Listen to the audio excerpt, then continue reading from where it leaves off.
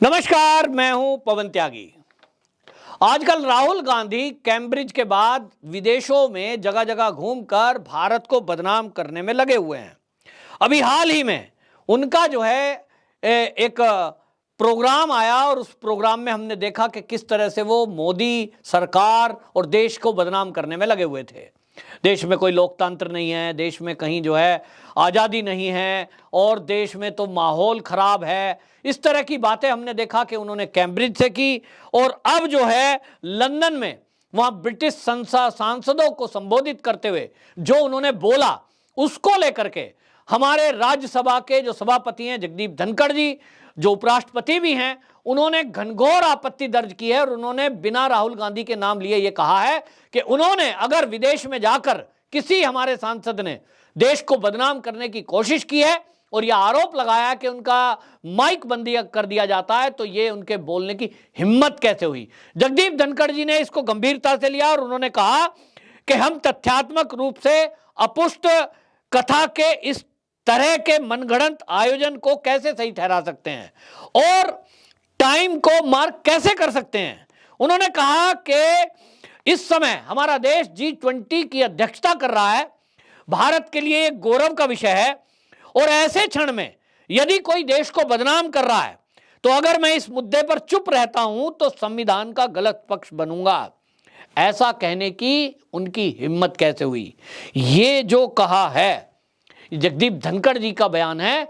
इसके अलावा आपको बता दूं पूरे देश के अंदर यह गुस्सा है कि राहुल गांधी देश को बदनाम करने की जरूरत कर कैसे रहे हैं। कोई लोग कहते हैं कि चाणक्य की वाक्यों को दोहराते हैं कि विदेश का कोई अगर बच्चा है विदेशी मूल में जन्मा वो भारत के लिए कैसे राष्ट्रभक्त हो सकता है। पुरानी लोगों को पुरानी चाणक्य की बातों को कोट करते हुए कहते हैं देखिए भाई हम तो पहले ही कह रहे थे और चाणक्य ने तो अब से सैकड़ों साल पहले कह दिया कि किसी भी विदेशी महिला का पुत्र या बच्चा वो भारत के लिए राष्ट्रभक्त नहीं हो सकता। अब ये उस समय चाणक्य ने उस समय की काल परिस्थिति के लिए कहा होगा, लेकिन आज के परिप्रेक्ष्य में भी यदि राहुल गांधी के बयान को देखें तो ये आज सही दिखता है। मैं इस बात का कतई विरोधी नहीं हूं कि राहुल गांधी की माताजी इटली की हैं, कोई भी हो सकता है। भारत के अंदर बहुत सारी स्त्रियां और पुरुष ऐसे हैं, लड़का लड़की ऐसे हैं जो विदेशों में शादी करते हैं, भारत में आकर और दुनिया में इसी तरह की व्यवस्था चलती है, कोई आपत्ति नहीं है। लेकिन देश के अंदर बैठकर यदि देश को आप बदनाम करने की कोशिश करोगे, देश हो या विदेश, आप अगर एक नैरेटिव चलाओगे, आप देश के खिलाफ षड्यंत्र करोगे तो ना तो देश की सरकार को चुप बैठना चाहिए और ना देश की जनता को। तो सरकार के पास अपने तंत्र हैं, कानून है, कानून में परिवर्तन होना चाहिए कि जो भी देश के विरुद्ध षड्यंत्र करने वालों के प्लेटफॉर्म को साझा करेगा, उनकी भाषा बोलेगा, ऐसे लोगों के विरुद्ध सख्त से सख्त कार्रवाई होनी चाहिए। तो देश की जनता क्या कर सकती है। मैं एक आम आदमी हूं, आप दर्शक लोग आम आदमी हैं, सोच रहे होंगे हम क्या करें। तो भाई अपने लेवल पर हमको विरोध तो प्रकट करने का अधिकार है ही। मैं जिस भी प्लेटफॉर्म को यूज करता हूं, सोशल मीडिया हो गया, मीडिया हो गया, सामाजिक हो गया, मैं वहां विरोध प्रकट करूंगा और लिखूंगा कि राहुल गांधी को इस तरह की बयानबाजी नहीं करनी चाहिए। विदेश की धरती पर गए हो तो एक तरफ भारत गौरव गान कर रहा है और दुनिया आज भारत का लोहा मान रही है, तुम भारत को बदनाम कर रहे हो कि भारत में न्यायपालिका नहीं है, वहां तो सिस्टम खराब है, वहां तो लोकतंत्र नहीं है, वहां तो हमें बोलने नहीं दिया जाता। कितना बोलोगे भाई। आपने जितना अभी तक बोला है, चाहे वो भारत जोड़ो यात्रा के नाम पर आपने रोज मीडिया को संबोधित किया, चाहे आपने संसद में बोला, वो संसद का 1 घंटे का भाषण सारे देश ने सुना है, दुनिया ने सुना है। क्या बोल रहे थे आप बोल रहे थे मोदी जो है अडानी और अंबानी की सरकार चला रहे हैं। आप कुछ भी झूठ बोलेंगे और फिर भी आप चाहेंगे कि आपको बोलने से रोका ना जाए। किसी ने नहीं रोका, आपने पूरी भरसक गाली दी देश के उद्योगपतियों को, देश की सरकार को। अब यह व्यवस्था है कि आपका मुंह बंद नहीं कर सकते थे, लेकिन आम जनता की बात तो यह है कि जब राहुल गांधी जी आप संसद में खड़े होकर देश की सरकार को और मोदी पर प्रहार कर रहे थे, देश के काफी लोग गुस्से में थे कि इसका मुंह बंद क्यों नहीं कर रही सरकार। लेकिन हमारे यहां व्यवस्था है, बोलने की आजादी है। आप चाहे तो मोदी को चोर कह सकते हैं, आप चाहे तो मोदी को खून का सौदागर कह सकते हैं, आप चाहे तो नीच कह सकते हैं, आप चाहे तो चाय वाला कहकर अपमानित कर सकते हैं। क्या आप ये चाहते हैं कि मैन हैंडलिंग करें आप उनके साथ? कौन सी आजादी चाहिए आपको? आप कहते हो बोलने की आजादी नहीं है। किस तरह से मैनिपुलेटेड इंटरव्यूज ये राहुल गांधी करता है, इसकी पोल खुली है और विदेश की धरती से ही सही इनका एक इंटरव्यू वायरल हो रहा है। उस इंटरव्यू में आप देखेंगे, मैं बताता हूं अभी आपको, एक लेडी है और वो लेडी बड़ी प्रसिद्ध है। आप गूगल करेंगे तो आपको पता लगेगा कि बड़े विद्वानों में उसका नाम शामिल है, मालिनी मेहरा। वो मालिनी मेहरा पूरा जॉर्ज सोरस की तरफ से, जो फोर्ड फाउंडेशन है उसकी तरफ से मैनेज किया गया एक इंटरव्यू है। स्क्रिप्ट लिखकर दी गई है ऐसा अब लग रहा है, क्योंकि ये जो मालिनी मेहरा है, कौन है ये मालिनी मेहरा जो है ये एनजीओ चलाती हैं और जिस तरह से ये क्लाइमेट एक्टिविस्ट अपने को कहती हैं, ग्रेटा थनबर्ग आपको याद होगी, उस समय से ये जो है मालिनी उस तरह की ये सेंटर फॉर सोशल मार्केट्स इस नाम की संस्था को इन्होंने गठन किया मालिनी मेहरा ने, और भारत से जुड़ाव दिखाने के लिए कि भारत के बारे में बड़ी चिंता है तो ये बयान दे रही है। और ये एनजीओ जो है इनका आपको बता दें, जो एनजीओ है सीएसएम को यूरोपियन यूनियन से संचालित होने वाले संगठन, जो फेयर ट्रेड से भी करोड़ों रुपए इनको मिलते हैं। अब फेयर ट्रेड भी इनको पैसे दे रहा है। इनको जो है जो सोरस की जो संस्था है ओपन सोसाइटी फाउंडेशन, वो भी इनको पैसे देता है। और किस काम के पैसे मिल रहे हैं कि आप भारत में जहां बांध बन रहा है, कहीं सड़क मार्ग बनाने की जरूरत है, कहीं बॉर्डर एरिया पे सेना को पहुंचाने की जरूरत है, तो आप अपनी संस्था के जरिए वहां पहुंच जाओ। जो बॉर्डर एरिया पे सेना हमारी तुरंत कैसे चीन बॉर्डर पर पहुंचे, उसके लिए मोदी सरकार जो सड़क बना रही थी उसमें बीच में अड़ंगा अटकाने पहुंच गए ऐसे लोग। ये उस तरह के लोग हैं। और कहीं बांध बन रहा है, आपको याद होगा मेधा पाटेकर ने किस तरह से गुजरात का सरदार सरोवर बांध रुकवाया। तो ये जो मालिनी मेहरा हैं, ये राहुल गांधी से इंटरव्यू कर रही हैं और उस इंटरव्यू को वायरल कर दिया गया है। ये कह रही हैं कि मेरे पिता आरएसएस में थे और उन्हें अपने देश पर बड़ा गर्व था, लेकिन अब वो इस देश को नहीं पहचान पाते हैं। सच्चाई यह है कि उसके पिता इस समय जिंदे ही नहीं है। और वो कितना झूठ बोल रही है कि वो कहती है मेरे पिता आरएसएस में थे, जबकि आरएसएस के सूत्र कह रहे हैं कि ऐसा कोई व्यक्ति, उनके पिता कभी आरएसएस में थे ही नहीं। मान लीजिए थे भी, मैं कहता हूं मैं कभी बचपन में शाखा में खेलने के लिए गया, मैं आरएसएस में हूं साहब, और आज मैं उल्टा सीधा काम करूं और फिर कहूं मैं तो आरएसएस में था, कोई रिपोर्टिंग करे पवन त्यागी आरएसएस में था जी, आरएसएस में है, और देखिए वो खड़ा होकर वहां शराब पीकर दंगा कर रहा है और उसने गोली चला दी। तो क्या आरएसएस में कभी मैं था या आरएसएस में कभी मैं हूं, इसके कारण से मेरा गोली चलाना, किसी को गाली देना, किसी को अपमानित करना जायज कहलाएगा? मैं कोई स्टेटमेंट दे दूंगा तो क्या वो आरएसएस का स्टेटमेंट हो जाएगा? आरएसएस का स्टेटमेंट वो होगा जो मोहन भागवत जी बोलेंगे। मोहन भागवत जी बोलेंगे या आरएसएस का जो नियुक्त प्रवक्ता है वो किसी बात को अगर मीडिया में बोलते हैं या समाज में, वो माना जाएगा कि यह आरएसएस का वक्तव्य है। लेकिन मालिनी मेहरा कहे कि मेरे पिता जो है आरएसएस में थे और वो जो है आज देश को नहीं पहचानते हैं।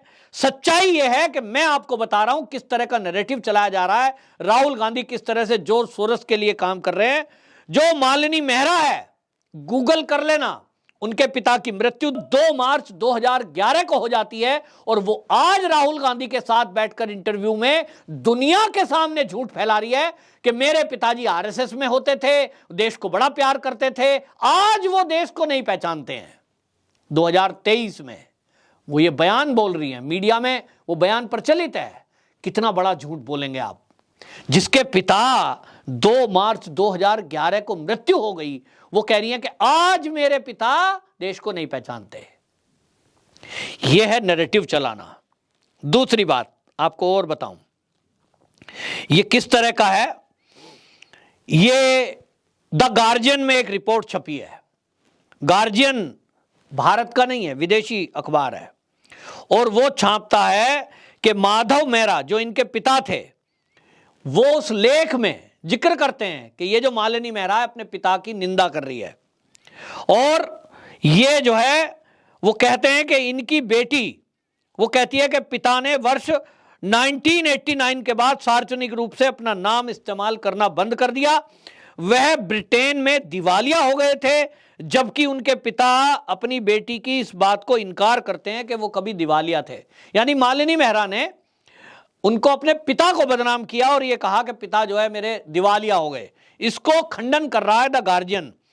अब ये जो है आगे रिपोर्ट कहती है कि 2003 में मालिनी मेहरा अपने पिता से अलग रह रही है और ये आज 2023 चल रहा है।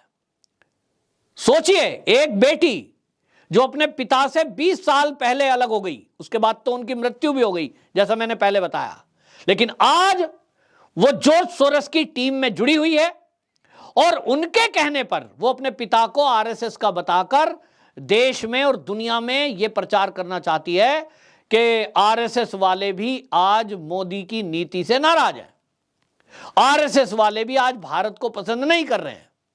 उसके कहने का मतलब केवल यह है, आरएसएस में यदि कहीं कोई शाखा में एक दिन चला गया, कोई कार्यक्रम में चला गया और वो फिर कुछ टिप्पणी करे, क्या उसकी वैल्यू है? जैसा मैंने कहा, आरएसएस कौन? आरएसएस के स्वयंसेवक सब हैं, कोई भी हो सकता है, आप में से कोई भी जाके खड़ा हो जाए, लेकिन विचारधारा संघ की कौन बताएगा? वो मैंने जैसे कहा, मोहन भागवत जी यदि ये कहें कि भाई भारत बड़ा कमजोर हो गया है, अब तो मैं भारत को पहचानता नहीं और भारत गलत दिशा में चल रहा है, भारत की सत्ता गलत हाथों में है, तो आप कहें कि भाई आरएसएस के लोग भी, अब आरएसएस भी ये मान रहा है कि भारत में व्यवस्थाएं ठीक नहीं है। लेकिन कोई अधिकृत आदमी आरएसएस का संगठन का जुड़ा हुआ नहीं है और वो उसको कोट करेंगे, तो सवाल यह है कि मालिनी मेहरा को 20 साल बाद अपने पिता को कोट करने की आवश्यकता क्या पड़ी? असल में अब ये दिखाई दे रहा है कि ये इस तरह का एजेंडा चलाने के लिए, अब तो ये दिखाई दे रहा है, अब ये लग रहा है कि हो सकता है ये अपने एजेंडे को सेट करने के लिए ऐसे बहुत सारे लोग कहीं ना कहीं आरएसएस के प्रोग्राम में भी जाते हों, आरएसएस की शाखाओं में भी जाते होंगे और ये सबूत बनाते होंगे। वो फोटो बनाएंगे, वीडियो बनाएंगे और फिर ताकि उसे मीडिया में चला सकें, देखिए भाई हम तो आरएसएस के गणवेशधारी स्वयंसेवक हैं और हम बड़े नाराज हैं मोदी से। और इस तरह का हमने देखा है, ट्विटर स्पेस चल रहे हैं, वहां ट्विटर के स्पेस पर मैं कई बार सुनता हूं, बहुत लोग शुरुआत ही यहीं से करते हैं, मैं बाल्यकाल का स्वयंसेवक हूं, मैं शुरू से शाखा जाता हूं। कुछ लोग प्रार्थना सुना देंगे, नमस्ते सदा वत्सले, अरे एक लाइन कर ली आपने, प्रार्थना याद कर ली, फिर उसके बाद शुरू होते हैं, देखिए जो मोदी सरकार कर रही है ये तो ठीक नहीं है, योगी जी ठीक नहीं है, ये गलत हो रहा है, यहां से शुरू करेंगे। लोगों को लगेगा यार आरएसएस का स्वयंसेवक अगर मोदी की बुराई कर रहा है और योगी की बुराई कर रहा है, सरकार की नीतियों को गलत बता रहा है, इसका मतलब तो सब नाराज हैं, क्योंकि आरएसएस जो है इस देश के राष्ट्रभक्तों का और हिंदुत्व का प्रतिनिधित्व है, वो करती है। इस तरह का नैरेटिव चलाने के लिए ये नकली फर्जी लोग पूरी दुनिया में एक नैरेटिव चला रहे हैं और इसका खुलासा अब इसी से होता है। आप ये देखिए कि ये जो आपको मैंने नाम बताया ना, ये मालिनी मेहरा का, इसको आप अगर देखेंगे ट्विटर अकाउंट पर, मैं आपको एक बात बताता हूं, 2014 में मोदी सरकार जब बनी उसके 3 महीने बाद इनका एक ट्वीट है और ये उस ट्वीट में कह रहे हैं कि जो है विजन में कमी है, मोदी के जो देश की सरकार है उसके विजन में कमी है। अब आप समझ रहे हैं कहां से नफरत चल रही है। 2014 से ही ऐसे बहुत सारे लोगों को एक्टिव कर दिया गया मीडिया और सोशल मीडिया पर, एनजीओ के जरिए, कई सारे संगठनों के जरिए, कि वो मोदी पर प्रहार करें, भारत पर प्रहार करें। लेकिन अब यह आपकी और मेरी जिम्मेदारी है कि इस तरह के राहुल गांधी सरी के लोग, चाहे देश के अंदर बैठे हों, चाहे वो देश के बाहर जाकर भारत के खिलाफ कोई नैरेटिव या षड्यंत्र करने की कोशिश करेंगे, तो हम उनको एक्सपोज करेंगे।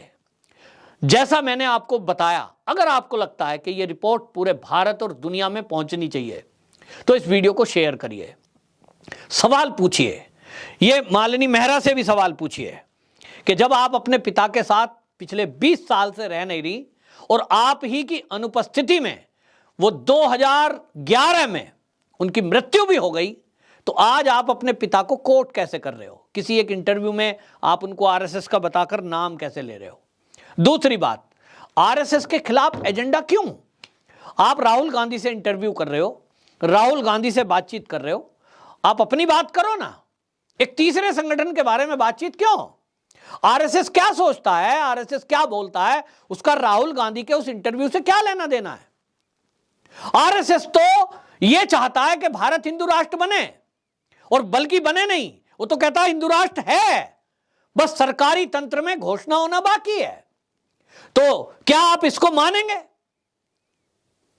मोदी जी तो इसी एजेंडे पर काम करेंगे क्योंकि संघ के स्वयंसेवक हैं, लेकिन आप अपना एजेंडा सेट करने के लिए, संघ को बदनाम करने के लिए राहुल गांधी के मुंह से भी बार बार सुनेंगे। और राहुल गांधी ने भी विदेश की धरती पर यह जो बोला है कि सारी संस्थाओं पर आरएसएस ने कब्जा कर लिया है, यह आरएसएस को, मोदी को, बीजेपी को बदनाम करने के लिए, एजेंडा चलाने के लिए ही राहुल गांधी वहां गए हैं, ये पता चलता है। नहीं तो सरकार में भाजपा है, तुम भाजपा पे प्रहार करो, मोदी के भ्रष्टाचार को उजागर करो अगर है कोई। बस अडानी अंबानी नाम लेने से कोई मोदी भ्रष्ट हो जाते हैं क्या? झूठ बोलने से आप कुछ भी बोल देंगे, जैसा आपने राफेल में बोला था, राफेल में चोरी हुई है, कोई भी मान लेगा क्या? ये सब बकवास है। और ऐसी बकवास को अब सुनने वाले वो मूर्ख हैं जो राहुल गांधी को बिठाकर इंटरव्यू करके चुपचाप बैठे हुए हैं। मुझे तो उन पत्रकारों पर एक शर्म आती है कि जो चुपचाप बैठे हैं और सवाल नहीं करते। राहुल गांधी को स्टूडियो में बुलाएं, उनसे इंटरव्यू लें और पूछें कि आप जो ये आरोप लगा रहे हो कि आपका माइक बंद कर दिया जाता है संसद में, कैसे भाई? किसने कर दिया? कब कर दिया? तो आप कुछ भी बोलेंगे, ये कैसे चलेगा? और इसलिए जब ये भारत आए, ऐसे लोगों को एक्सपोज करने की जरूरत है। जगदीप धनखड़ जी ने एक आईना तो दिखाई दिया है, लेकिन अब इस पर एक्शन करने की जरूरत है। और मीडिया से मैं आग्रह करूंगा कि ये जो इस तरह के लोग हैं जो भारत विरोधी एक्टिविटी कर रहे हैं, सवाल जरूर पूछें, कैमरा ऑन रखें। ये जवाब नहीं देंगे तो उतने को ही चलाओ कि राहुल गांधी ने हमें जवाब नहीं दिया। लेकिन ये लोग अब एक्सपोज हों, आवश्यकता है। देखते हैं जगदीप धनखड़ जी इस मामले में क्या करते हैं। पहले से ही लोकसभा में राहुल गांधी के खिलाफ केस चल ही रहा है क्योंकि उन्होंने अवमानना की थी और उसके बारे में उनका अभी फैसला होना बाकी है। कहा तो यह जा रहा था कि राहुल गांधी की सदस्यता लोकसभा की रद्द हो सकती है, लेकिन होती कब है, असली बात देखने की यह है। आपकी क्या राय है कमेंट बॉक्स में जरूर लिखना, और अच्छी लगे तो वीडियो को शेयर जरूर करना। वंदे मातरम।